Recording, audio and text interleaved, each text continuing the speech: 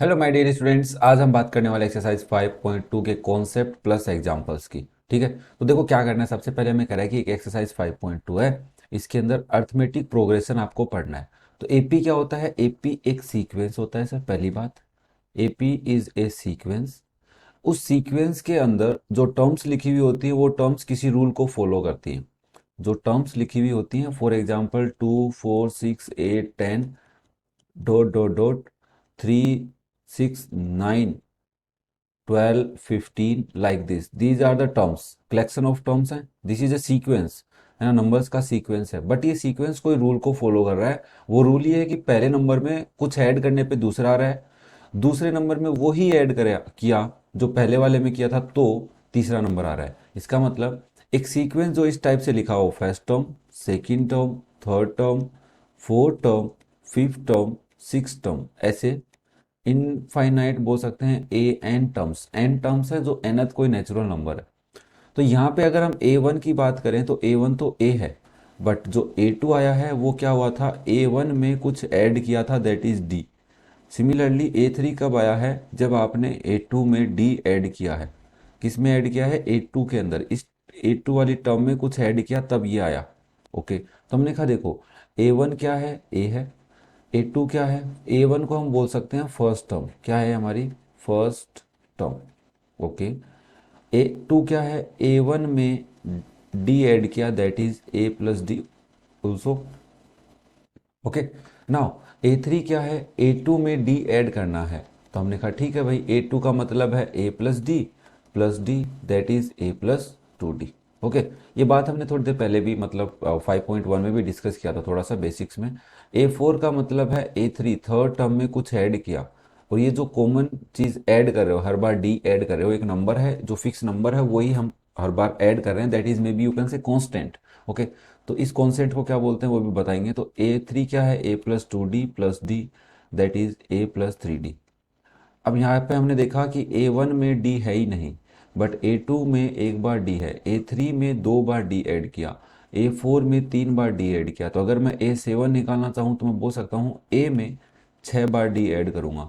अगर मुझे A10 निकालना है तो A में 9 टाइम, एक कम टाइम D ऐड करूँगा। मुझे A107 निकालना है तो मैं लिखूँगा A प्लस 106D।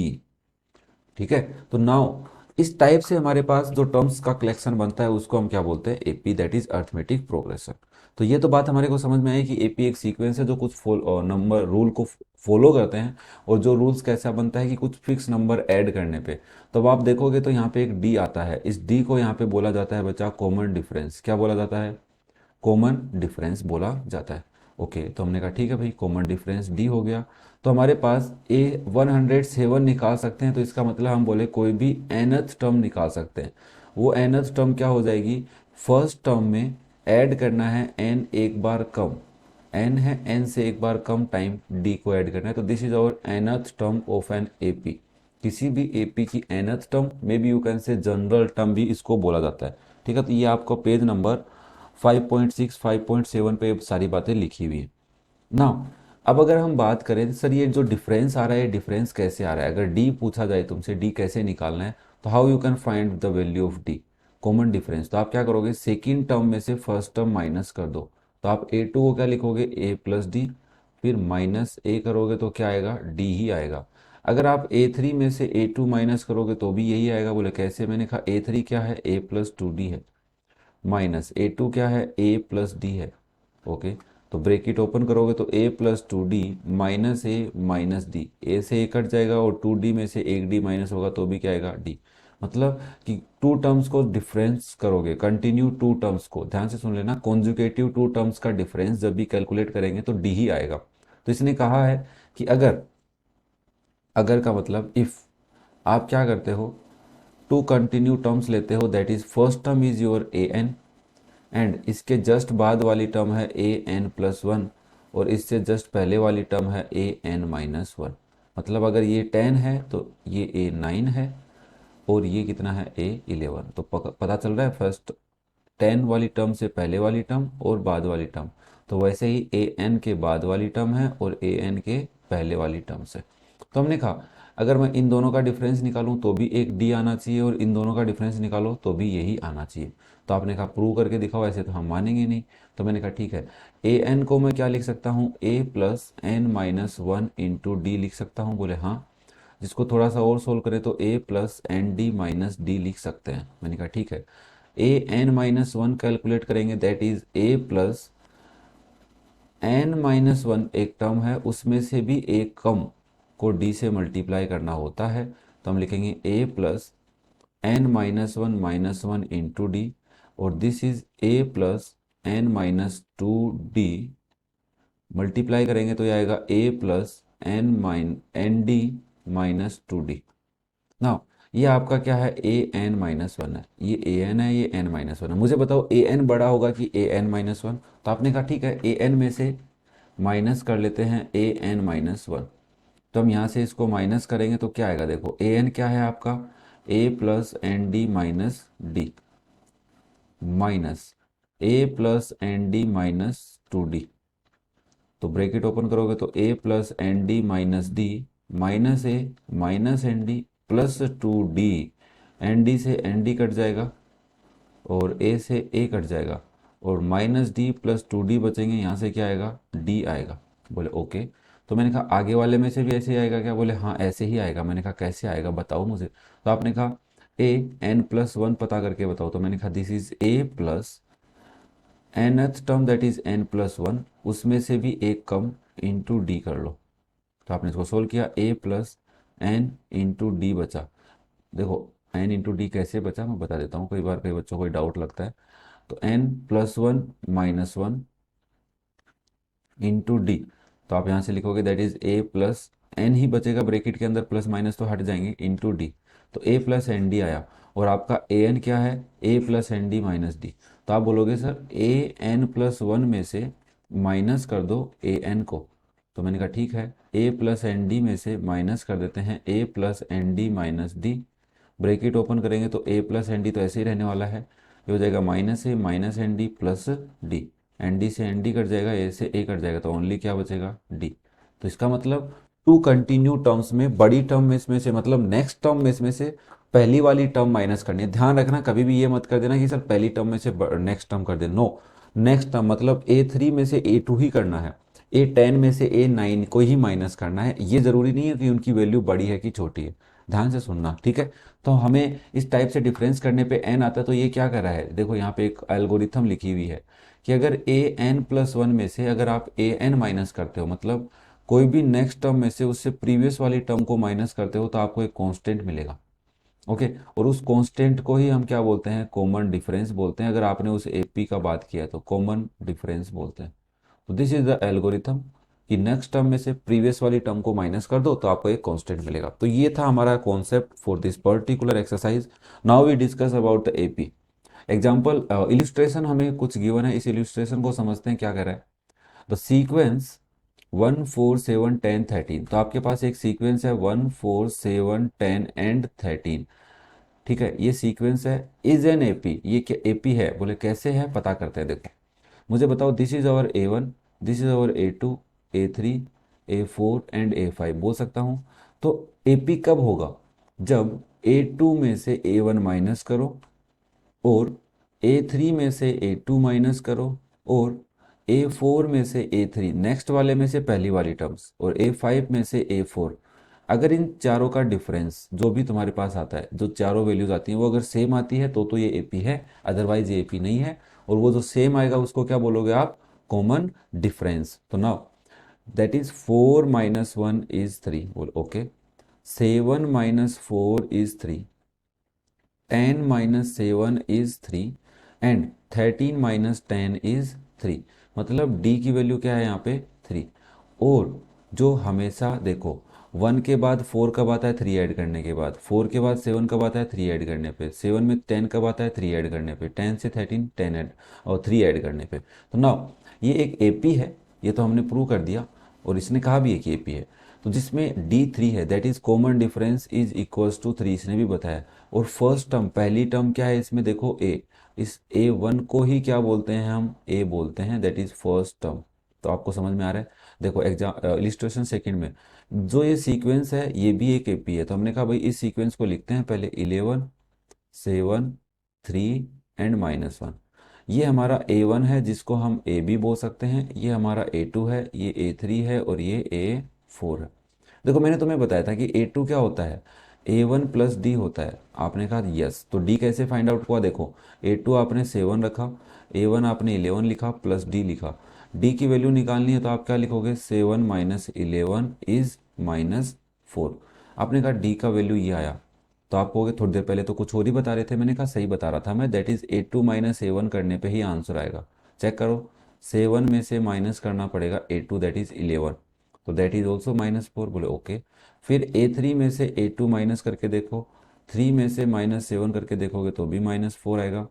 A4 में से A3 माइनस करके देखो तो A4 है -1, उसमें से माइनस किया 3, तो दिस इज ऑल्सो -4। मतलब ये जो D की वैल्यू आ रही है कितनी आ रही है आपकी, -4, और इस D की वैल्यू को क्या बोलते हैं, कॉमन डिफरेंस बोलते हैं। तो हमें कॉमन डिफरेंस पता चल गया कोई भी एपी में से कैसे निकालने हैं। पहले एपी पता होगी तो हम कॉमन डिफरेंस भी पता कर सकते हैं, ठीक है। तो ना जिसकी फर्स्ट टर्म क्या है 11, तो फर्स्ट टर्म क्या दिख रही है तुम्हें, 11 पहली टर्म जो लिखी हुई है, और इसका कॉमन डिफरेंस कितना है, -4, जो हमने भी कैलकुलेट कर लिया। नेक्स्ट देखो, so that the sequence defined by this. Okay, हमें किसी सीक्वेंस की nth टर्म गिवन है दैट इज दिस, तो हमें कह रहा है इज एन एपी, ये एक एपी का ही है, या बोल सकते हैं ये क्या है, एक एपी है। तो हमने कहा देखो भाई ए एन दे रखा है तो हम फर्स्ट टर्म निकाल सकते हैं एन की जगह 1 पुट करके। तो we can write 4 into 1 plus 5 is 4 plus 5 9। A2 निकालेंगे तो हम लिखेंगे 4 into 2 plus 5 that is 8 plus 5 is 13। बोले ओके। A3 क्या होगा, that is 4 into 3 plus 2 is 12 plus 5 is 17।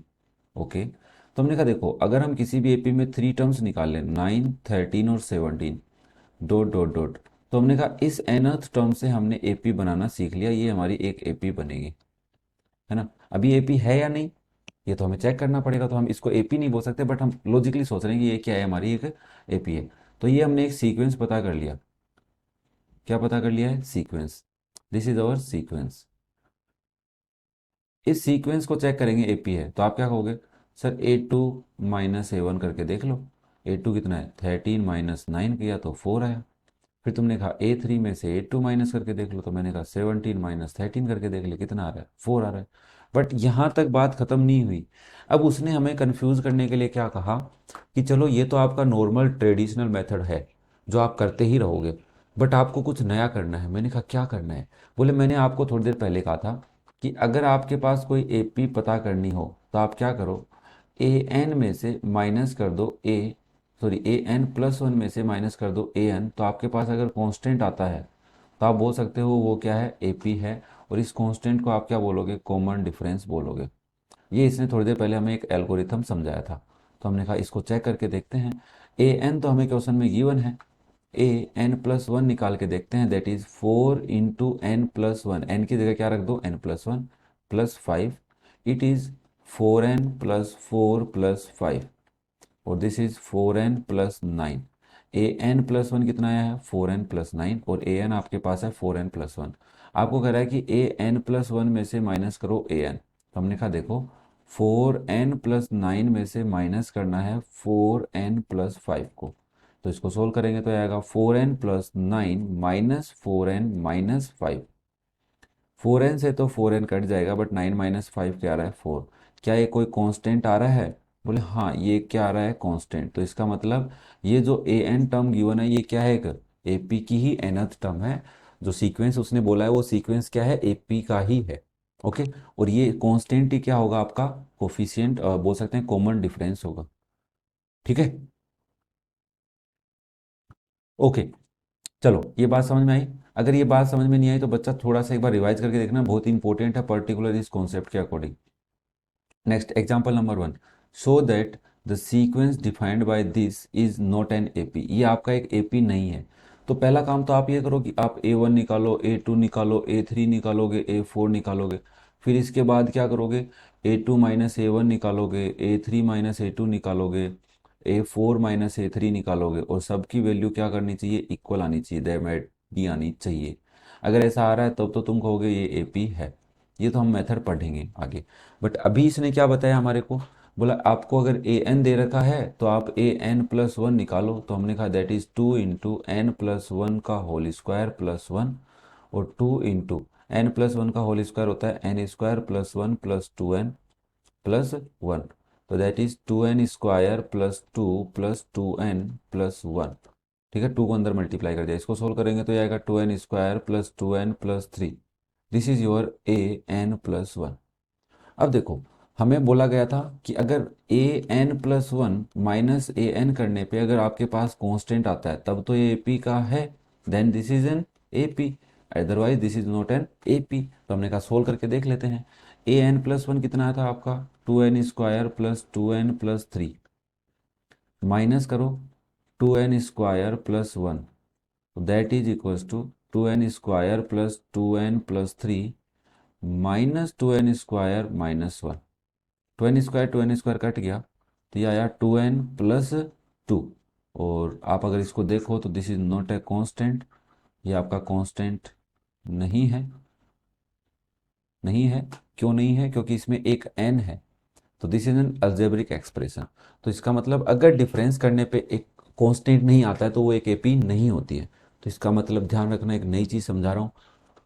अगर आपको AN टर्म गिवन हो, वो टर्म अगर लीनियर नहीं है, this is not a linear, okay, clear है, ये लीनियर नहीं है, यहाँ पे n की पावर कितनी है, 2 है, तो ये पक्का कभी भी AP नहीं बन सकता। ध्यान से सुन लेना ये बात। अगर कोई भी AP की nth टर्म अगर लीनियर नहीं है तो वो एक AP नहीं है। अगर ये लीनियर होती तो AP होती। तो आप प्रीवियस वाले में देखो, आपको AN 4N+1 गिवन है, दिख रहा है आपको, 4N+1 गिवन है, इसका मतलब ये लीनियर है, n की वैल्यू 1 है, तो this is an AP, may be और मे नॉट बी। ठीक है, नाउ मे नॉट भी नहीं बोल सकता, मे बी शायद हो भी सकती है, नहीं भी, बट यहाँ पे अगर एग्जांपल्स को देखेंगे तो एकदम ही है। ठीक है, तो आपको ध्यान रखनी है अपने अकॉर्डिंग कि हाँ होती है लीनियर वाली। Now so that A sequence is an AP, एक सीक्वेंस अगर AP है, so that A sequence is an AP, एक सीक्वेंस AP है if it's nth term is a linear expression. अभी ये बात अपन कर रहे थे कि किसी भी सिचुएशन की या किसी भी सीक्वेंस की nth टर्म अगर लीनियर है, तो आपने कहा लीनियर होने का मतलब n की फॉर्म में होनी चाहिए, तो मैंने कहा यहाँ पे एक नंबर ले लेता हूँ AN+B। आप यहाँ पे AN+1+B भी ले सकते हो। आप यहाँ पे A2N+3+B भी ले सकते हो। कहने का मतलब क्या है, ये A मैंने कोई कांस्टेंट लिया है, B भी मैंने कोई कांस्टेंट लिया है, और यहाँ पे जो n लिया है वो मैंने कहा है कि n की वजह से क्या बन रहा है, लीनियर बन रहा है फॉर nth टर्म, किसी भी n टर्म के लिए। अगर आप यहाँ पे m लिख दोगे तो गलत हो जाएगा, आपको कैसे लिखना पड़ेगा, AM=AM+B, तब थोड़ा सही हो सकता है। m is a natural number, okay, and A and B are the constants, में भी कुछ भी नंबर हो सकते हैं। तो हमें क्या करना है, हमें लेट कर लेना है कि sir let the linear term और linear nth term of an AP is this. हम ये भी लेट कर सकते हैं, तो मैं इसको इरेज कर देता हूँ। ठीक है, तो नाउ अब देखो आप क्या करने वाले हो। आप सबसे पहले कहोगे देखो भाई, AN अगर ये है और AP करना है तो हमें पहले AN+1 पता करना पड़ेगा। बोले हाँ याद आया, तो मैंने कहा ठीक है, दैट इज A × N+1+B हो जाएगा। सोल्व करेंगे तो ये आएगा AN+A+B। ठीक है, तो यहाँ पे मैं लिख देता हूँ where A and B are constants and n is a natural number. ठीक है, तो देयरफॉर अब हमारे को पता है, सिंस अगर AN+1 -AN is constant then this is an AP। तो आप लिखोगे देखो भाई AN+A+B पूरे में से माइनस कर दो AN कितना है, AN+B है। तुमने इसको सोल्व किया तो AN+A+B -AN-B इज, AN से AN कट गया, A से A, sorry sorry sorry sorry sorry, B से B भी कट गया, तो आपका ओनली A आया। डिफरेंस ए आना है और ए और बी क्या है, कोई कांस्टेंट ही है, तो दिस इज ए कांस्टेंट। तो अगर ये कांस्टेंट है तो you can say this term is N AP. ये ए एनथ टर्म क्या है, एक एपी बनाएगी। तो इसका मतलब आपने जो लेट किया था वो सही बात है। बोले हाँ, हमने क्या लेट किया है कि किसी भी सीक्वेंस की एनथ टर्म क्या है, एक लीनियर एक्सप्रेशन है, ए एन प्लस बी है। तो इसका मतलब ये भी बना लिया, तो हमारी एक्सप्रेशन सही हो गई। और हमने कहा common difference is equals to the coefficient of n. N का जो कोफिशिएंट है उसके इक्वली होता है कॉमन डिफरेंस। तो मैंने कहा था ना, जो कांस्टेंट आता है उसको तुम क्या बोलते हो, कॉमन डिफरेंस बोलते हो। बोले हाँ सर, हमने थोड़ी देर पहले आपने हमें बताया है। मैंने कहा हाँ। तो क्या कॉमन डिफरेंस एक ऐसा नंबर आया है जिसमें जो आपने लीनियर एक्सप्रेशन लेट किया था एन टर्म, उसमें एन का कोफिशिएंट है। बोले हाँ, ए ही है। तो ए और ए आंसर आ गया।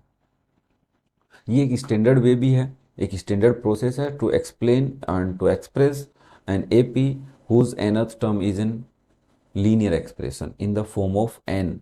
देखो यहाँ पे एन बोला है तो ही मैंने ए एन लिया है। मैंने तुम्हें ए एम भी बताया था, अगर वो एम बोलता तो एम बोल सकते थे। mth term is an linear equation in m such a case the common difference is equal to coefficient of n. अगर आप कोफिशिएंट ऑफ एन अगर ए स्क्वायर ले लेते तो आंसर ए स्क्वायर में ही आता। चलो ज़्यादा टाइम नहीं करते हुए नेक्स्ट एग्जाम्पल करते हैं, example number 3। The nth term of a sequence is this.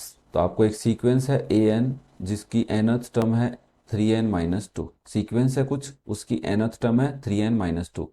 Is the sequence is an AP, if so find its 10th term. पहले तो पता करो कि ये एपी है कि नहीं। तो एपी होने के लिए आपको क्या पता करना है, ए एन प्लस वन।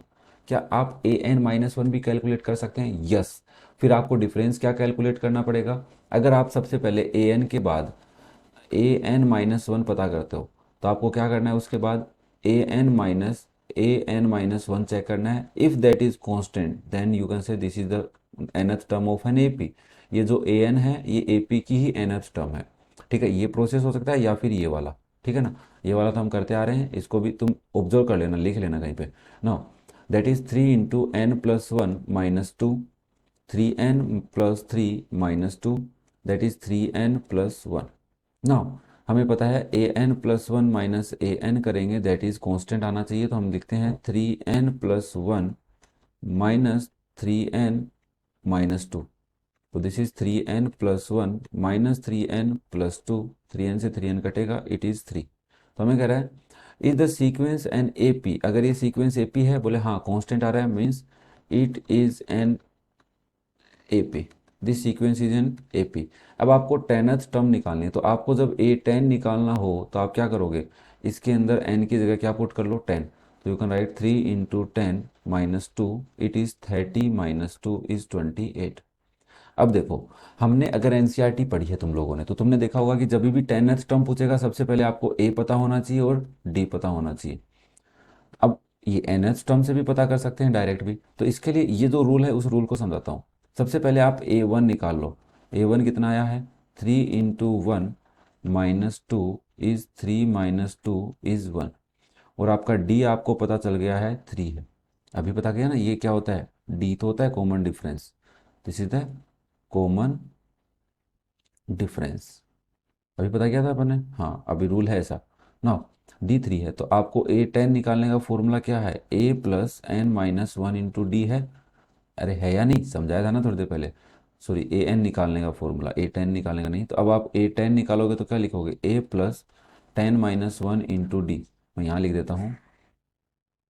तो आप लिखोगे A10 इज, ए है मेरा 1+9 × 3, तो that is 1+27, this is also 28। तो ये तो हम एनसीईआरटी में पढ़े हैं, तो वहाँ का मैं तुम्हें थोड़ा रिलेट करके बता रहा हूँ। कभी ऐसा लगे यार एनसीईआरटी में कुछ हो रही है, यहाँ पे कुछ हो रही है, थोड़ा एडवांस तो ज़रूर मिलेगा बच्चा। ठीक है ना, तो ये एडवांस था कि कैसे आपको चेक करना है कि अगर nth टर्म गिवन हो तो वो एक एपी बनाएगी कि नहीं बनाएगी। नॉर्मल मेथड से भी कर सकते हैं और इस मेथड से भी कर सकते हैं, यहाँ पे इसको एल्गोरिथम बोला गया है। ओके, चलो। और ये थे हमारे एक्सरसाइज 5.2 के एग्जाम्पल्स। नेक्स्ट वीडियो में हम बात करेंगे एक्सरसाइज 5.2 की एक्सरसाइज का। Okay, thank you, have a nice day.